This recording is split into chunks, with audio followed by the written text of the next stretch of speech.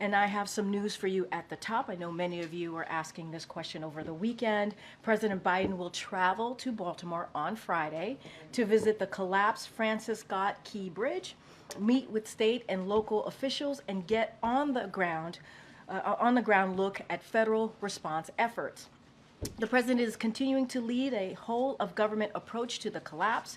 President Biden and his team are working with Governor Moore, the congressional delegation, Mayor Scott, and numerous state and local officials to reopen the port, rebuild the bridge, and support the people of Baltimore. Through the Unified Command, the U.S. Coast Guard is coordinating a complex and highly coordinated effort to remove the wreckage with resources from the U.S. Army Corps of Engineers, the state of Maryland, and others. Crane barges are on the scene supporting the mission. In addition, the Chesapeake 1000, the largest heavy lift crane barge on the East Coast, which is nearly 200 feet long and can lift 1,000 tons, arrived Thursday night. And on Saturday, the Unified Command successfully removed the first piece of wreckage.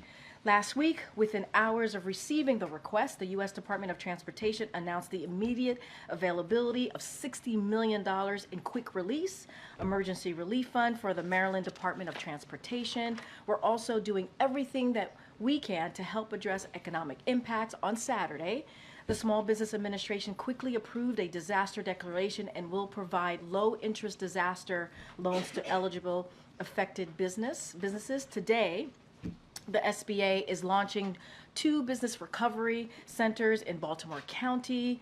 These centers will support impacted business owners in completing their disaster loan applications.